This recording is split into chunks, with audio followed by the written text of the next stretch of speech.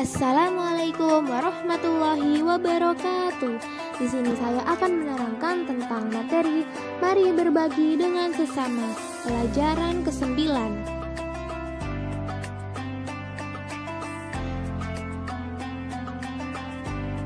Mari perhatikan firman Allah berikut. Bismillahirrahmanirrahim. Walladzina fi amwalihim haqqun ma'lum lis-sa'ili wal mahrum. Terjemahnya, dan orang-orang yang dalam hartanya disiapkan bagian tertentu bagi orang miskin yang meminta dan tidak meminta. Kita akan masuk ke materi, yaitu infak dan sedekah. Pengertian infak.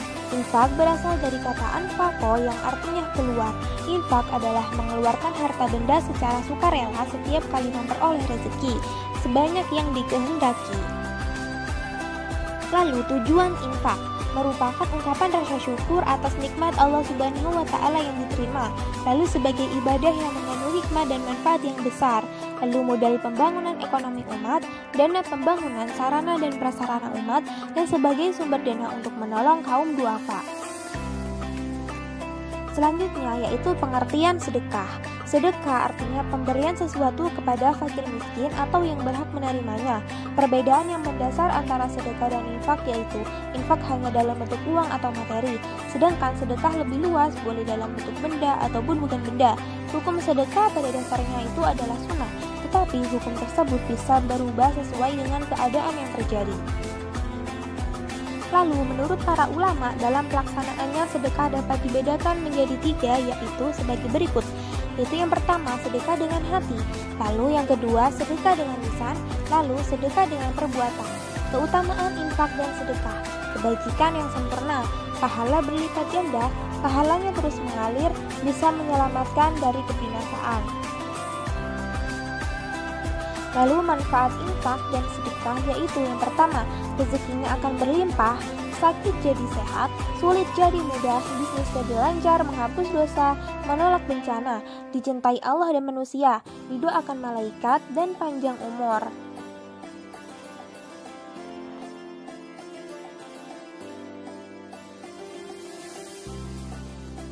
Lalu masuk materi yang selanjutnya merupakan hibah, hadiah, dan wakaf.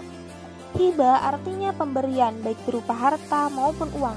Hibah tidak menghendaki imbalan. Hibah bertujuan untuk menjinakkan hati dan meneguhkan kecintaan di antara manusia. Syarat orang yang memberi hibah. Harta yang akan dihibahkan adalah milik sendiri yang sah.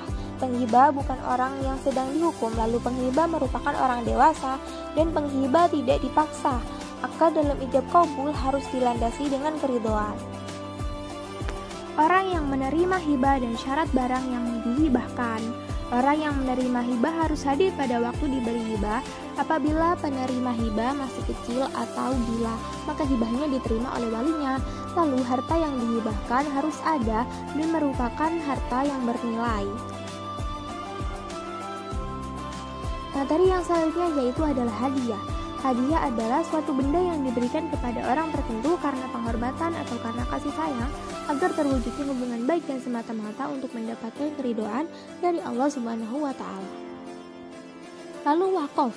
Wakaf merupakan diam atau menahan. Menurut istilah, wakaf artinya perbuatan wakif untuk menyerahkan harta atau benda miliknya untuk kepentingan umum dengan mengharap ridha Allah Subhanahu wa Ta'ala. Terima kasih sudah menonton. Assalamualaikum warahmatullahi wabarakatuh.